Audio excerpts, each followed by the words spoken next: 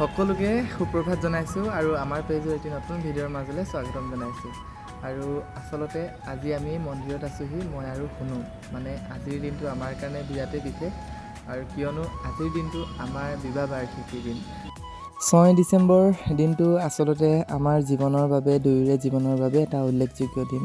কিয়নো আজি এই দিনটোতেই আমি দুয়ো এক হৈছিলোঁ, অৰ্থাৎ আমাৰ সাংসাৰিক জীৱনৰ পাতনি মেলিছিলোঁ। গ্ৰেজুৱেশ্যন কৰাৰ মাত্ৰ কেইমাহমান সময় পাৰ হৈছিল আৰু সেই চনটো আছিল 2015 চন।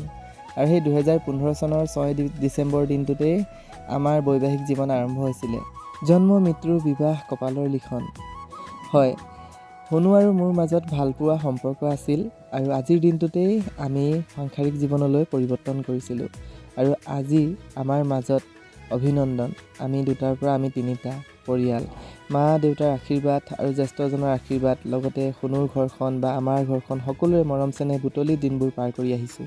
আমাৰ সাংসাৰিক জীৱন আৰম্ভ হৈছিলে 2015 চনৰ 6 ডিচেম্বৰ তাৰিখে, আৰু আমাৰ সাংসাৰিক জীৱন মানে আৰম্ভ কৰিছিলোঁ আমি বুজাবুজিৰ মাজতেই, কিন্তু প্ৰেম বিবাহ, তেনেকৈ এৰেঞ্জ মেৰেজ নহয়, লাভ মেৰেজ। সিমানখিনি আমি বুজি উঠা নহৈছিলোঁ যদিও সংসাৰৰ কথা, তথাপিও আমি খুব সুন্দৰভাৱে আমাৰ দিনবোৰ পাৰ কৰিবলৈ চেষ্টা কৰিছোঁ। আৰু আজি আমি সফলতাৰে 9টা বছৰ সম্পূৰ্ণ কৰিলোঁ। আমাৰ মাজলৈ অভিনন্দন আহিলে, আৰু তেনেকেই তাৰ পাছত শুনুৰো বহুত কষ্ট কৰিছে আমাৰ সংসাৰখন মানে ধৰি ৰাখিবৰ বাবে বা সংসাৰখন সুন্দৰভাৱে পৰিচালনা কৰিবৰ বাবে। তাৰ পাছতেই মোৰ কৰ্মজীৱন আৰম্ভ হ'ল। তেনেকৈ ঘৰখনৰ মা দেউতা, দাদা বৌৰ এতিয়া কইনাই হ'ল, পৰিধি, তো আমি পৰিয়ালটো ক্ৰমান্বয়ে বাঢ়ি গৈ আছে। দিনবোৰ যিমানেই পাৰ হৈ গৈ আছে সিমানেই ব্যস্ততা বাঢ়ি গৈ আছে, দায়িত্ব বাঢ়ি গৈ আছে। কিন্তু তথাপিও তাৰ মাজতে যিহেতু আমি জীৱনটো এবাৰহে পাইছোঁ, এনেকুৱা ভাল লগা মুহূৰ্তবিলাক সাঁচি ৰখাৰ প্ৰয়াস কৰিব লাগে, আৰু তাৰে ব্যতিক্ৰম নহয় আজিৰ দিনটো মোৰ বাবে। তো সেইবাবে আজিৰ দিনটোৰ কিছুমান বিশেষ মুহূৰ্ত মই সাঁচি ৰাখিছোঁ ফেচবুকৰ মাধ্যমেৰে বা মোৰ পেজখনৰ মাধ্যমেৰে। তো ভিডিঅ'টো আপোনালোকে চাব, আগলৈ চাই যাওক, আৰু বহুতখিনি কথা আপোনালোকক ক'ম আজিৰ ভিডিঅ'টোৰ মাধ্যমেৰে, মোৰ কথা, শুনুৰ কথা, আমাৰ সংসাৰৰ কথা।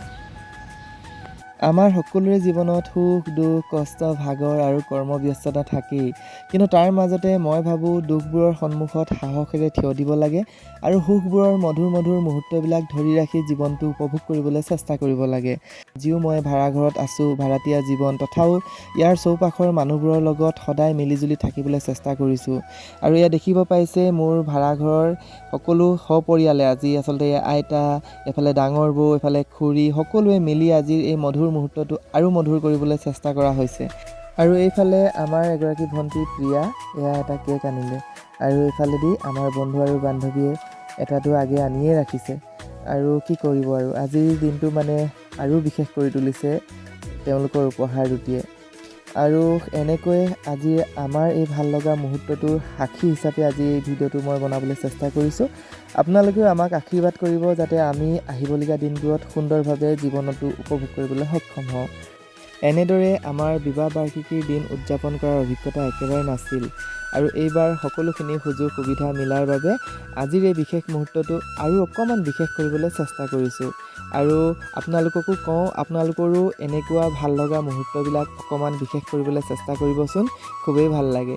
আৰু এইফালেদি যদি মই দেখুৱাওঁ, এইফালে বৌহঁতি সন্ধিয়াৰ সাজ ৰেডি কৰি আছে, আৰু এইফালেদি ইয়াত দেখিব পাইছে খোৱাৰ সকলোখিনি প্ৰস্তুতি প্ৰায় হৈছেগৈ। আৰু এইফালেদি আমাৰ মইনাকেইটাই খাবলৈ আৰম্ভ কৰিছেই, মই আপোনালোকক অকণমানকৈ দেখুৱাই দিছোঁ।